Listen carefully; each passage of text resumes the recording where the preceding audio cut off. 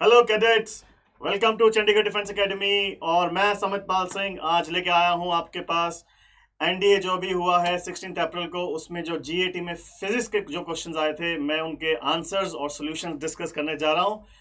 तो बड़ी एक्साइटमेंट होगी आप सब में आंसर्स जानने के लिए।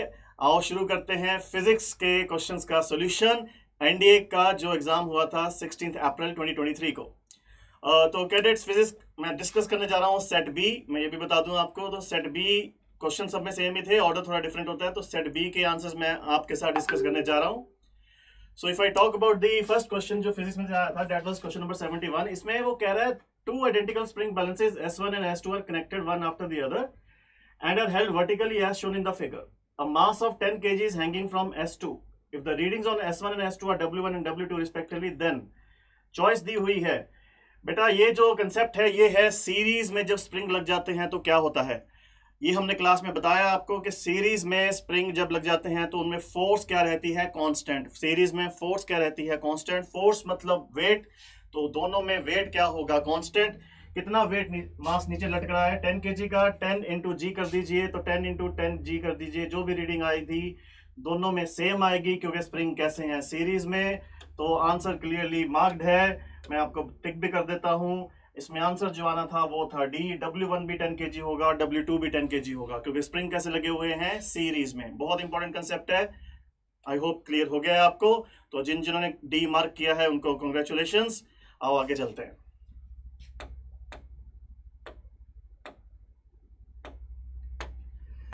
ओके, जो नेक्स्ट क्वेश्चन जो आया है वो है question number 72। A stone is thrown horizontally from the top of a 20 meter high building. एक हॉरिजॉन्टल थ्रोन, एक स्टोन को थ्रो किया गया है। थोड़ा सा मैं इसमें आपको कंसेप्ट समझा दूं। अगर आप एक बिल्डिंग पे खड़े होते हैं और यहां से एक हॉरिजॉन्टली एक स्टोन को थ्रो करते हैं तो क्लियरली ये प्रोजेक्टाइल का कैटेगरी का क्वेश्चन है। और प्रोजेक्टाइल मोशन में हम ये आपको बताते हैं, बार बार फिजिक्स बोलती है कि जो एक्सेलरेशन है वो सिर्फ वर्टिकल रहेगी, हॉरिजॉन्टल डायरेक्शन में कोई एक्सेलरेशन नहीं होती। और नीचे की तरफ जो एक्सेलरेशन होती है वो होती है सिर्फ जी। तो टाइम अगर निकाला जाएगा कितने टाइम में ऑब्जेक्ट नीचे पहुंचेगा, वो वही आएगा आपका 2h/g का square root. Okay, so height कितना दिया हुआ है 20 मीटर, जी कितना हो गया 10, 20 इंटू 2 कितना हो गया आपका 40, 40/10, 10 कितना आ गया 4, 4 का स्क्वायर रूट कितना आ गया 2 seconds. But he is asking कि ऑब्जेक्ट कितनी दूर गिरा। सो 2 एंड वेलोसिटी इज 12 मीटर पर सेकंड, तो हॉरिजॉन्टल डायरेक्शन में वेलोसिटी कांस्टेंट रहेगी। 12 इंटू 2 आंसर कितना हो जाएगा, यस सही बोला आपने, 24 मीटर्स। ये है उसकी रेंज, ये है उसकी रेंज। ये सेमी प्रोजेक्टाइल का क्वेश्चन हो गया, जो हाइट से फेंका गया था ऑब्जेक्ट कितनी दूर जाके गिरेगा। तो जिन्होंने सी आंसर दिया है, great work, because it was a conceptual question. मैं मुबारकबाद देता हूं उनको जिन्होंने सी आंसर टिक किया था। If we go to next question पे चलते हैं। If we go to the next question, question number 73. मैं ज्यादा इसमें पूरी स्टेटमेंट नहीं पढ़ूंगा, क्वेश्चन की मैं आपको मीनिंग समझा देता हूं। वो कह रहे हैं कि अगर हम एक वेसल को, एक ऑब्जेक्ट को एक फ्लोट करवा रहे हैं किसी वेसल में, उसका जो फ्रिक्शन है जो फ्लोट करने के लिए अंदर जा रहा है पानी के, वो है F1। और वो वेसल को अगर हम एक्सेलरेट करवा दें या स्पेस में ले जाएं तो वो एक और फ्रिक्शन से सबमर्ज होगा या नहीं होगा, उसका डिफरेंस पूछ रहे हैं।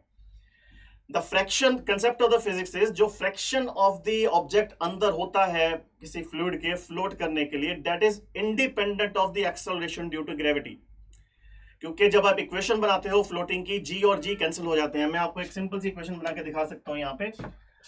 जैसे कि अगर मैं बोलूं rho is the density of the object, V will be the volume, G is the acceleration due to gravity.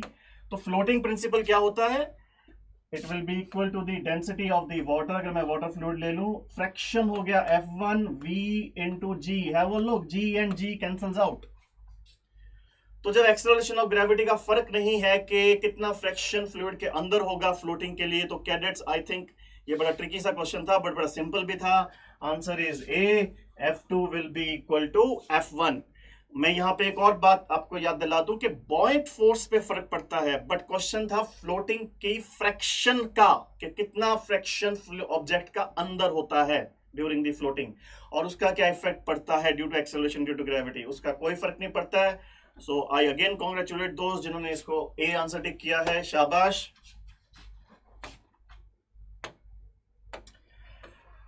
Okay, let's go to the question number 74. Now again, I will just make you understand कि ये question था क्या. दो cylinders ले लिए हैं उन्होंने और बीच में एक फ्लूइड भरा हुआ है. फ्लूइड की हाइट कितनी है? h. वो कह रहे हैं अगर इस बॉल को सेंटर से रिलीज किया जाए तो क्या होगा, और पोटेंशियल एनर्जी का रिश्ता पूछा है उन्होंने. इनिशियली पोटेंशियल एनर्जी कितनी होगी? mgh. इनिशियली पोटेंशियल एनर्जी कितनी हो जाएगी यहाँ पे? m इंटू जी इंटू एच. उनको बोल दिया उन्होंने P1. जब हम इसको खोलेंगे, जब हम वॉल को खोलेंगे तो ये फ्लूइड यहां से नीचे आएगा, बट वो जो पास्कल लॉ होता है उसके अकॉर्डिंग लेवल सेम रहेगा दोनों में. तो इफेक्टिवली फाइनल कंडीशन में फ्लूइड हाफ हाफ फिल हो जाएगा. फ्लूइड जब हाफ हाफ फिल हो जाएगा तो हाइट कितनी हो जाएगी? h/2. इधर भी कितनी आ जाएगी? h/2. बट एक बात हम भूल गए कि मास भी हाफ हो जाएगा. मास कितना हो जाएगा? m/2. इधर भी मास कितना हो जाएगा? m/2. और जब हम पोटेंशियल एनर्जी निकालेंगे m/2 इंटू जी इंटू h/2, ये होगा mgh/4. फिर इसमें भी आएगा mgh/4. mgh/4 प्लस mgh/4 जब आप करोगे आंसर आएगा mgh/2. तो जो फाइनल पोटेंशियल एनर्जी बनेगी P2 it will B, you can से P1 का हाफ. और अगर मैं यहाँ पे चॉइसेस देखूं आगे जाके तो clearly P1 will be equal to 2P2. तो इनिशियली पोटेंशियल एनर्जी ज्यादा थी और बाद में पोटेंशियल एनर्जी कम थी. तो मैं यहाँ पे ये भी बता दूं, जिन्होंने सी टिक किया है वो सही आंसर है, क्योंकि पोटेंशियल एनर्जी हाफ हो जाएगी. यहाँ पे जो कुछ बच्चों को मेरी बात हुई थी उन्होंने बोला सर एनर्जी कंजर्व रहेगी. टोटल एनर्जी कंजर्व रहती है, बट पोटेंशियल एनर्जी जब कोई भी ऑब्जेक्ट नीचे गिरेगा तो उसकी कम ही होगी. सो कॉन्ग्रेचुलेशन टू दोस्त जिन्होंने इसका आंसर सी टिक किया है. तो आओ आगे चलते हैं.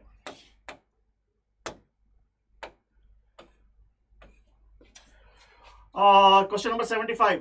A particle is moving in a circle of radius r with a constant speed v. Its average acceleration over the time when it moves over half of the circle. मैं question का आपको एक सिंपल सा meaning समझा दूं. वो कह रहे हैं कि अगर एक ऑब्जेक्ट सेमी सर्कुलर मोशन पूरा करता है तो उसकी एवरेज एक्सेलरेशन बताओ.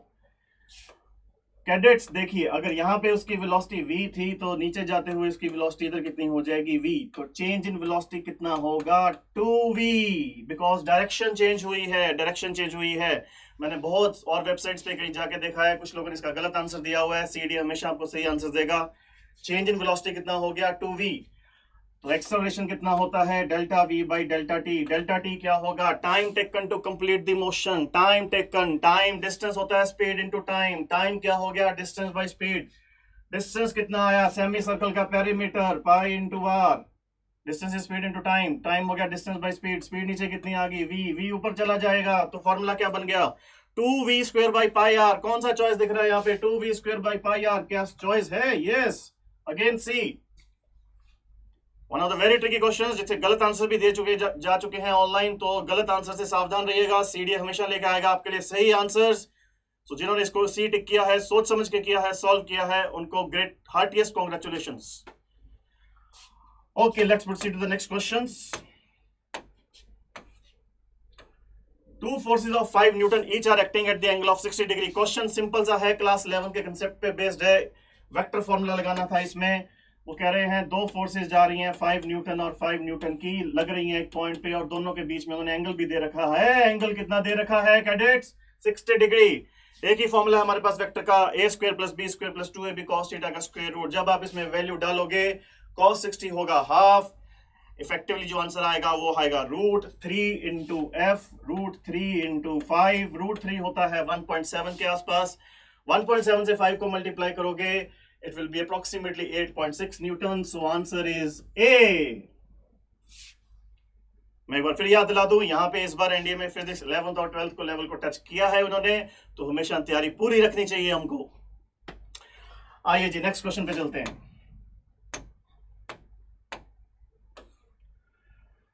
यहाँ पे फिजिक्स के क्वेश्चन थोड़े से हट गए हैं, फिर और सेक्शंस आ रहे हैं, तो हम ढूंढते हैं नेक्स्ट फिजिक्स का क्वेश्चन कौन सा आ रहा है. नेक्स्ट फिजिक्स का क्वेश्चन कौन सा आ रहा है? क्वेश्चन नंबर 80 भी है, थोड़ा फिजिक्स की कैटेगरी में डाल सकता हूं क्योंकि वो डेंसिटी ऑफ द प्लैनेट्स पूछ रहे हैं इन द डिक्रीजिंग ऑर्डर. बेटा हम पढ़ते हैं कि जो सैटर्न होता है वो उसकी डेंसिटी सबसे कम है, हालांकि सेकंड लार्जेस्ट प्लैनेट है, बट वो गैस से बना हुआ है, तो उसकी डेंसिटी हो जाएगी सबसे कम, और अर्थ की डेंसिटी होती है सबसे ज्यादा. तो क्लियरली जो इसमें चॉइस बनेगी it will B earth. Venus, Jupiter, Venus and Saturn. So answer is the A.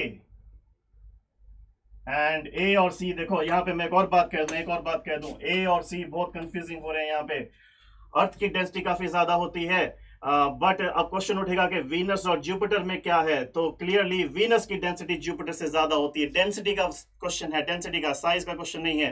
तो इसमें फिर आंसर क्या बनेगा, सी। और जैसे कि आप देख सकते हैं जिस स्टूडेंट ने टिक किया है वो भी थोड़ा कंफ्यूज रहा इसमें, but the correct answer is C. And remember, Saturn is the least dense planet. तो इसी के साथ आओ नेक्स्ट क्वेश्चन पे चलते हैं बेटा। तो यहाँ पे ये फिजिक्स के क्वेश्चन ऑलमोस्ट यहाँ पे खत्म हो रहे हैं, अब थोड़े से और आगे दिए होंगे। Let's keep on doing it. ये हमने डिस्कस कर लिया है, दिस इज डन। फिजिक्स में आपका माइंड लगता है, मैं बार बार याद दिला दूं आपको, जो भी आपकी नॉलेज होती है उसको कंसेप्ट के साथ अप्लाई करना पड़ता है। In the mean time I am finding the physics questions, so this is all GK, this includes bio also। यहाँ भी बायो चल रही है। तो बेटा आई होप आप सबने अच्छा पेपर किया होगा। अगर आप 11th और 12th पढ़ के गए हो तो हो ही नहीं सकता कि आपको इनके क्वेश्चंस ना आते हो। सो बीच में काफी चीजें आ गई हैं, बीच में जीके भी आ गया है, बीच में बायो भी आ गया है। So if we keep on moving into the next category of questions, I think now we will be touching again physics here. Yes. Which of the following statement is true? Question number 106. The force of gravity, gravity का question है।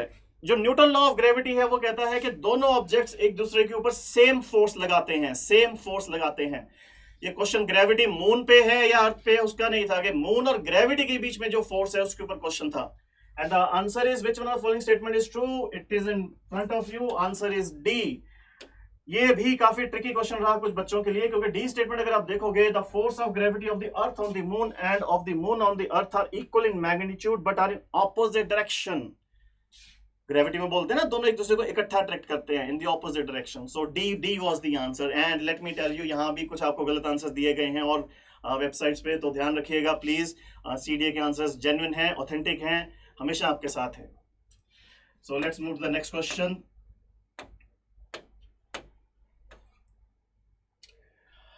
Question number 107. In my opinion, this is one of the trickiest question of the paper. अगर आप statement पढ़ोगे, an electric bulb is rated as 220 volt and 80 watts. When it is operated on 110 volt, the power rating would be.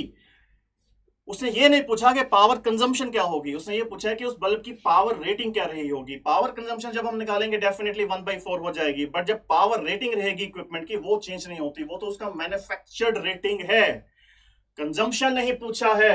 एक छोटा सा word change करके question को घुमा दिया गया है। तो in my opinion answer will be A. तो जिन्होंने ये टिक किया है, great job. So let's move to the next question. 107. Okay, still staying with this physics section. आ जाइए। ये क्वेश्चंस कुछ conceptual questions है जिसको सिर्फ रीड करके आंसर किया जा सकता था। Question number 108. In the dispersion of white light by common glass prism, which one among the following is correct? Dispersion में सबसे ज्यादा डेविएट कौन करता है? Violet, we know that, but violet के पास कौन सा कलर है? ब्लू। रेड और ब्लू के बीच में चॉइस करनी थी, सबसे ज्यादा डेविएट कौन करेगा? If you have a look at the choice D, blue light deviates the most because blue light has the lowest speed in the prism. Prism में refractive index बढ़ेगा तो जिसकी wavelength उसकी कम हो जाएगी तो उसकी velocity भी कम हो जाएगी। तो blue light deviates the most because the light has the lowest speed in the prism, क्योंकि वो deviate करके निकल गया होगा, red सीधा चला गया होगा almost. So it will be option will be D.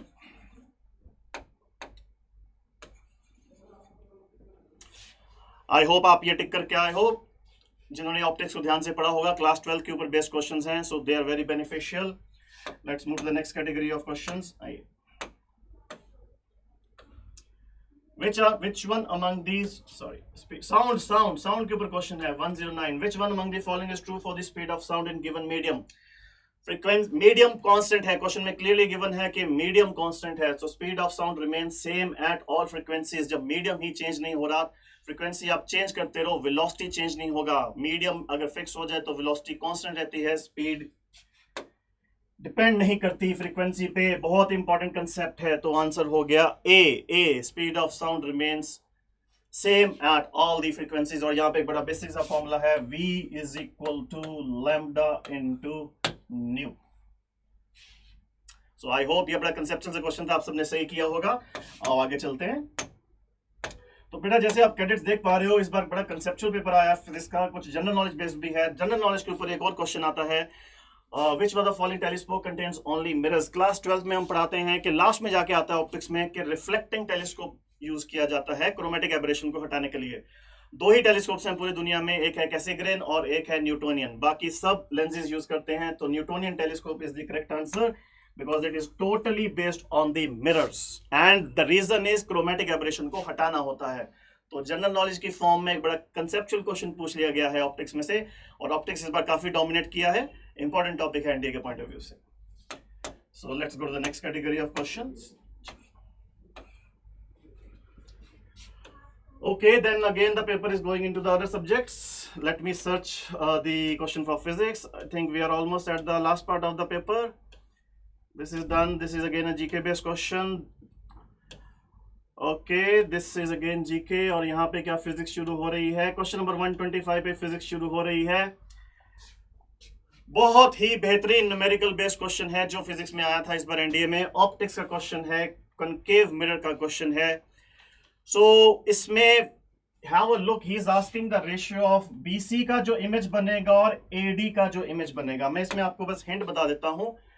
इसमें आपको लगाना था पहले मिरर फॉर्मूला। मिरर फॉर्मूला लगेगा 1/v plus 1/u is equal to 1/f with the sign conventions. With the sign conventions एक ऑब्जेक्ट रखा हुआ है एडी, अगर आप एडी देखोगे तो बिल्कुल उसके सेंटर ऑफ कर्वेचर पे रखा हुआ है, तो इसकी इमेज कैसे बनेगी, नीचे की तरफ सेम साइज की बनेगी, सेम साइज की बनेगी क्योंकि सेंटर ऑफ कर्वेचर पे रखा हुआ है। और ये जो बीसी है उसके दूर रखा हुआ है। इमेज फॉर्मेशन ये कहती है, इमेज फॉर्मेशन टेक्निक ये कहती है कि जितना आप सेंटर ऑफ कर्वेचर से दूर जाओगे तो इमेज इधर कर बनेगा। तो इसका इमेज कहीं यहां कहीं बना होगा between the R and two F, between the R and you can say F. Magnification हो जाएगा कम बी सी का, क्योंकि इमेज इसका आगे बना है। तो लॉजिकली भी आंसर किया जा सकता था इस क्वेश्चन को। और जब आप मिरर फॉर्मूले से मैग्निफिकेशन निकालोगे, the answer that will come out to be is 1/2। इसमें बहुत बच्चों ने 2 और 1/2 में कंफ्यूजन रहा है, वो भूल गए चेक करना कि रेशो किसका पूछा है।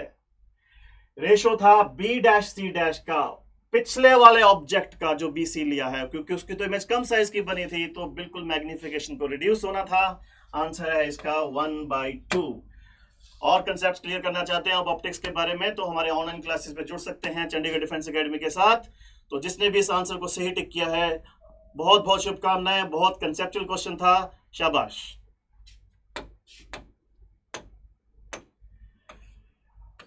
If you go to the next category of question, question number 126, जिसको तो ये कंसेप्ट आता था उसके लिए क्वेश्चन कुछ भी नहीं है। The concept is quite simple कि जब आप मिरर को थीटा एंगल से घुमाओगे तो जो रिफ्लेक्टेड रे है वो 2 थीटा से डेविएट होती है। क्या बोला मैंने? जब आप मिरर को थीटा एंगल से घुमाओगे तो जो रिफ्लेक्टेड रे है वो 2 थीटा से डेविएट होती है। No need to prove in this was the conceptual question. जिसको आता था उसके लिए बहुत इजी है। Answer would have been C, alpha is equal to 2 theta. So deviation का क्वेश्चन था, रिफ्लेक्टेड रे कैसे डेविएट करती है। So let's go to the next question.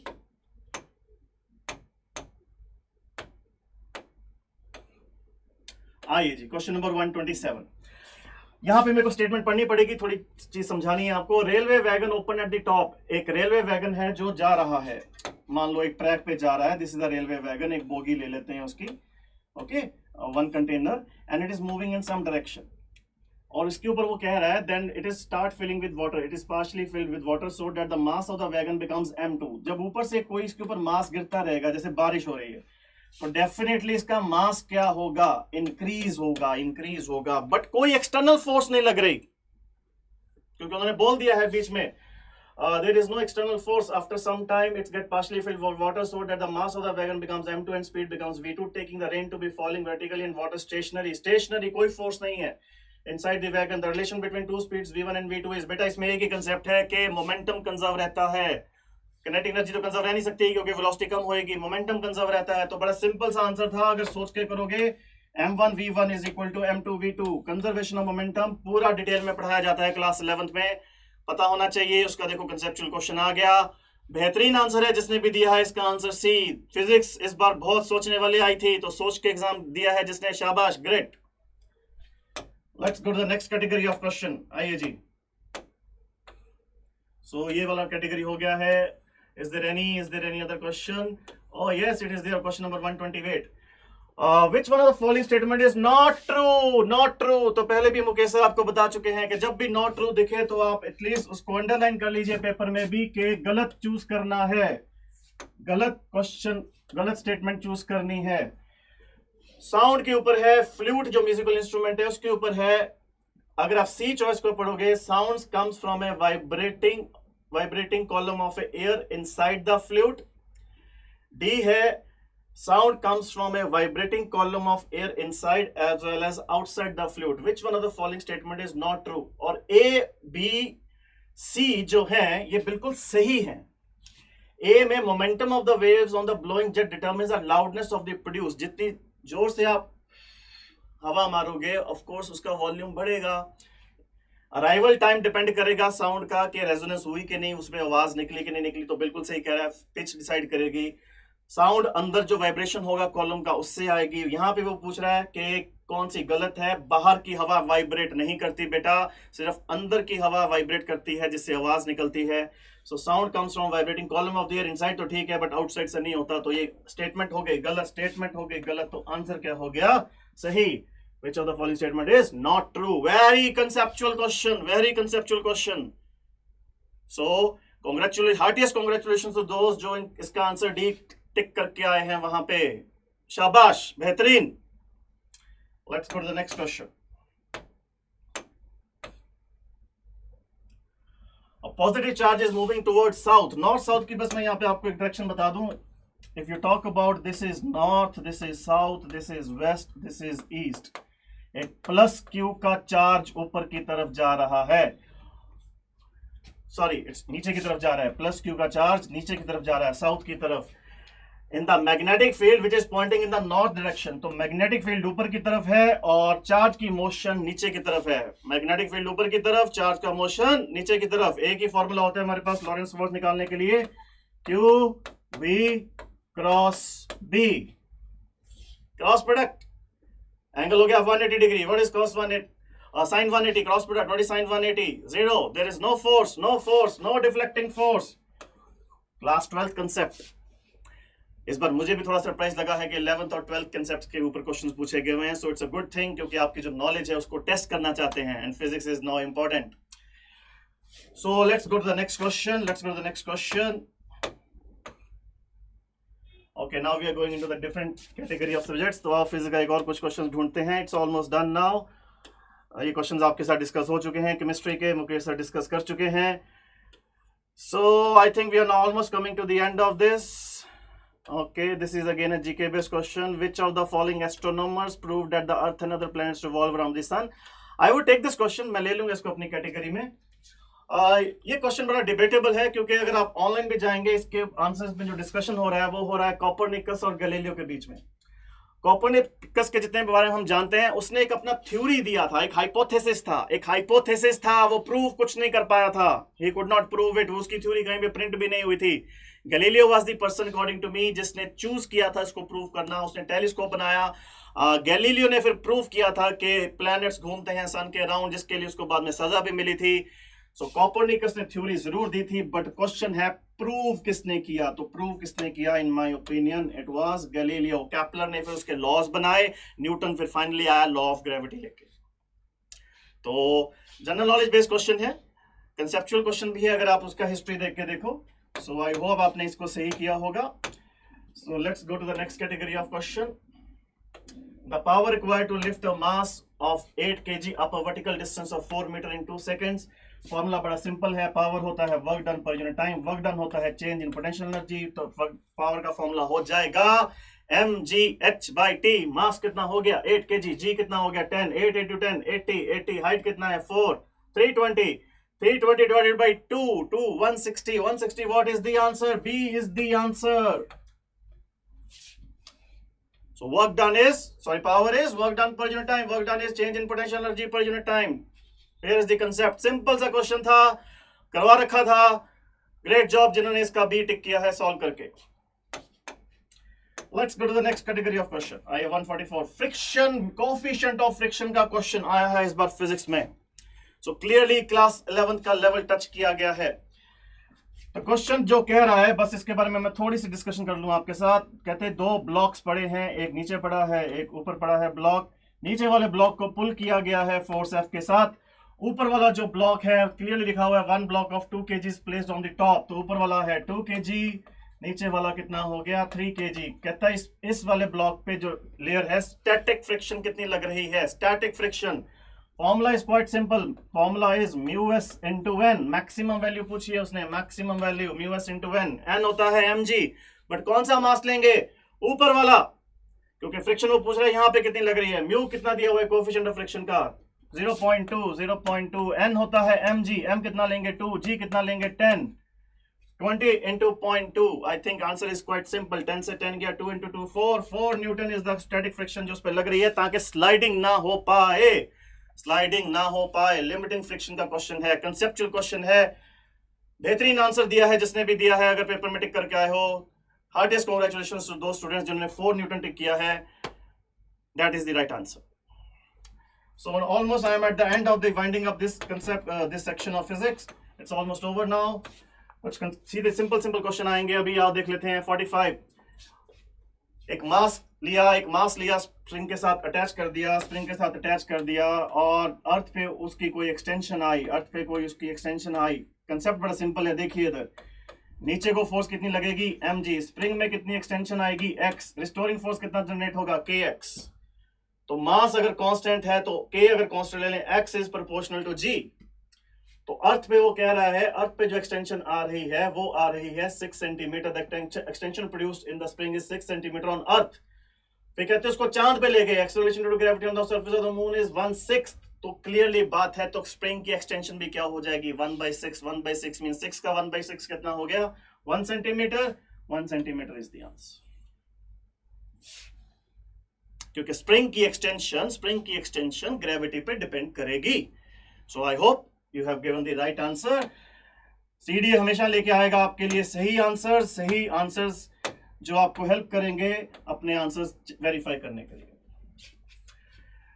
Which one of the is an example of second class lever? Lever हमारे दो categories के होते हैं. इसमें आंसर क्लियरली आना था बॉटल ओपनर, जिसमें आप किसी चीज को ओपन करते हैं, that is a second class lever. Fulcrum वाला होता है first class lever. So on those categories this question could have been answered.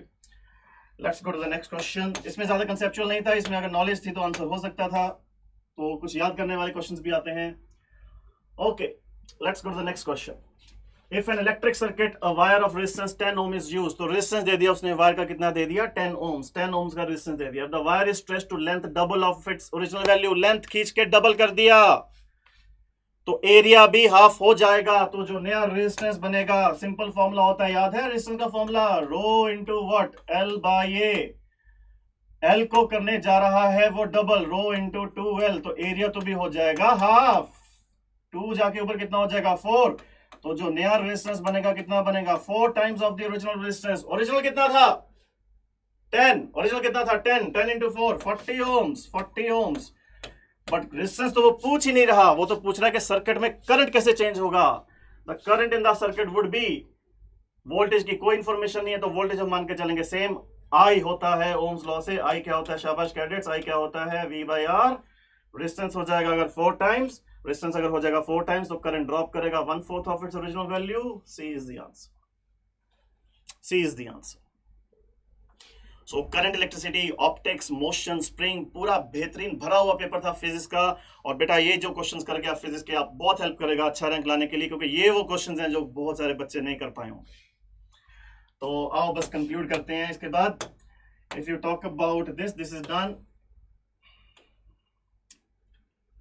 47, I think one is left. Yes, this is the last one I think. What is the total resistance in the following circuit element? Series parallel का question है, simple सा ही है.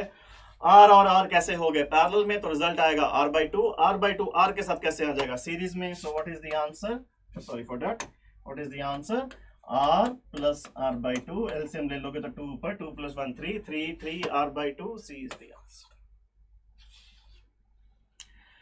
So with that I have discussed the physics questions. Physics के पूरे question discuss कर दिए हैं detail में. थोड़ा रैपिडली किया है बिकॉज हमें फटाफट आंसर भी बताने होते हैं और सोल्यूशन भी बताने होते हैं। जो भी सारे क्वेश्चन पूछे गए कंसेप्चुअल थे, बट जब कंसेप्चुअल क्वेश्चन आते हैं तो जो सही करके आता है उसको बेनिफिट बहुत होता है। तो मेहनत कभी आपकी बेकार नहीं जाती और मेहनत करने वाले की कभी हार नहीं होती। तो इसी नारे के साथ मैं समित पाल सिंह आज फिलहाल आपसे अलविदा लेता हूं। मैं बहुत जल्द मिलूंगा एक नए वीडियो के साथ, एक नई इंफॉर्मेशन के साथ। तब तक के लिए ध्यान रखिए अपना, एंड गॉड ब्लेस यू। जय हिंद।